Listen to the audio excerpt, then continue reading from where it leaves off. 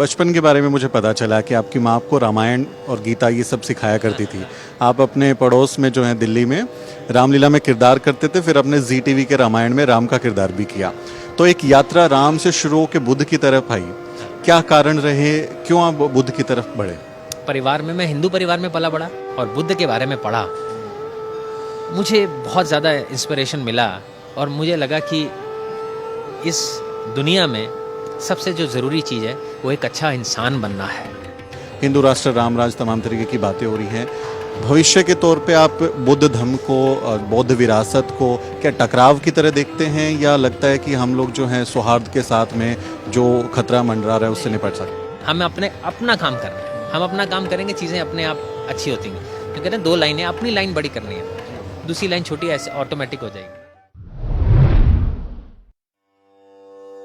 नमो बुद्धाय, जय Bhim. The news week की इस खास पेशकश में आपका स्वागत है। आज एक खास मुलाकात में हमारे साथ मशहूर कलाकार, एक्टर, अभिनेता और आजकल धम्म की प्रचार में लगे हुए गगन मलिक साहब हैं। गगन मलिक साहब, ये जो वेश है, ये इसके पीछे क्या कहानी है? क्या आपका ये अभी कहें कि अनुभव रहा है, उसके बारे में बताएं जरा। नमो बुद्धाय, जय भीम।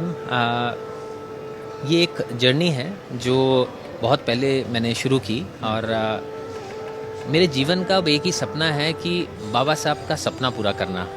जो रिवाइवल ऑफ बुद्धिज़्म उन्होंने 1956 में शुरू किया था, उसे पूरा करना। वो उसकी जो धम्म की जो गति है, जो फैलाने की, वो बहुत ही कम है आज की तारीख में। तो मुझे लगा कि कहीं ना कहीं मुझे ये कोशिश करनी चाहिए कि धम्म का प्रचार प्रसार भारत में बहुत अच्छे से हो, ताकि एक अच्छा और अच्छा सभ्य और इंटेलिजेंट जो है ये देश बन सके और पीसफुल हो सके। जिसके लिए मैं चाहता था कि मैं धम्म को और अच्छे से जानूं, जिसके लिए, क्योंकि थाईलैंड बुद्धिस्ट कैपिटल है वर्ल्ड की, तो जितना धम्म अच्छे तरीके से वहाँ सीखा जा सकता है, मुझे लगता नहीं है किसी और देश में सीखा जा सकता है।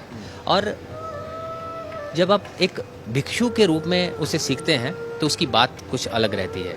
तब आपको बहुत अच्छे से समझ में आती है कि धम्म एक्चुअली में है क्या।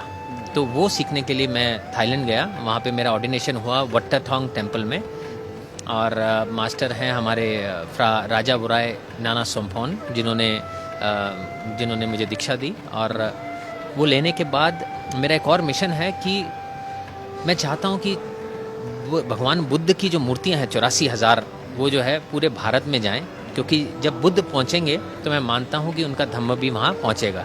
अशोका ने 84,000 स्तूप बनाए थे, तो मैं चाहता हूँ कि मैं उनके नक्शे कदम पर चल के एटलीस्ट 84,000 मूर्तियाँ तो दान करने की कोशिश कर सकता हूँ अगर स्तूप आने।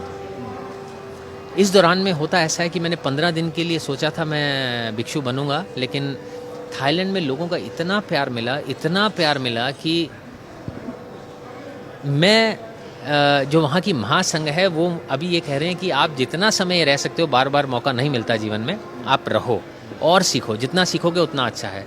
लोगों ने बहुत सारी मूर्तियाँ भी दान की हैं। जब मैंने ये बात कही कि बाबा साहब का ये सपना है रिवाइवल ऑफ बुद्धिज़्म का, जो हमने करना है और आगे से पूरा बौद्धमय भारत करना है, तो लोगों को बहुत ज़्यादा खुशी हुई। और आप मानेंगे नहीं, बुज़ुर्ग लोग, बड़े छोटे, सब लोग अपनी शुभकामनाएँ देने, मूर्तियाँ देने, हमारा साथ देने के लिए आगे आए हैं। अब ये हमारे ऊपर निर्भर करता है, हमारे बुद्धिस्ट लोगों के ऊपर, कि हम एकता के साथ कैसे काम कर सकते हैं। हमारा जो ड्रॉबैक रहा है वो यही है कि हमारे में एकता कम है। सब लोग चाहते अच्छा हैं, लेकिन जब कोई एक अच्छा करना चाहता है तो उसको खींचने वाले बहुत लोग हैं। लेकिन अगर हाथ से हाथ मिलाकर चलेंगे, अच्छी गाइडेंस के साथ चलेंगे, अब बड़े बड़े भंते, ज्ञानी भंते जो हैं, जिन्होंने धम्म को अच्छे से पढ़ा है, वो हमारे साथ हैं हर तरीके से, तन मन धन सबसे साथ हैं। लेकिन अब हमारे बुद्धिस्ट लोगों को एक साथ होना है। वो जब होगा तो मुझे लगता है कि हम आगे बढ़ेंगे और बौद्धमय भारत बनाने का जो सपना है उसे साकार करेंगे। तो अब वहाँ से मैं आया हूँ, तो मैं चाहता हूँ एक बार बोध गया जाएं, वाराणसी जाएं, कुशीनगर जाएं, मुंबई जाएं, नागपुर जाएं, इंदौर जाएं, बाबा साहब की दीक्षा भूमि में जाएं, उनके जन्म स्थान पर जाऊं, जिन सब जगह आशीर्वाद लूं, ताकि मुझे एक नई ऊर्जा मिले और मजबूती आए। आज थाईलैंड पूरा मेरे साथ है और धीरे धीरे जो हमारे देश के बुद्धिस्ट भी हैं वो भी मेरे साथ दे रहे हैं और मुझे लगता है कि कामयाबी ज़रूर मिलेगी। थाईलैंड में श्रामनेर पबज्जा का शिविर कैंप लिया है, उसमें क्या कुछ सीखा बुद्ध के बारे में, जो धम्म है उनकी शिक्षाओं के बारे में, क्या कुछ नया अनुभव वहाँ से सीखे? देखिए पहली चीज़ तो बहुत ज़रूरी है। देखिए जब धम्म की बात करेंगे तो बहुत सारी चीज़ें हैं, कुछ पहले से जानना करना। अगर मैं यहाँ धम्म की बात करूँगा तो बात लंबी चली जाएगी, है ना। प्रेजेंट में जीना सबसे इम्पोर्टेंट है, माइंडफुलनेस के साथ। सती, समाधि और पन्या, ये सबसे इम्पोर्टेंट 3 चैप्टर हैं बुद्धिज़्म के। अगर आप मेडिटेशन करते हैं, समाधि करते हैं तो सती डेवलप होती है।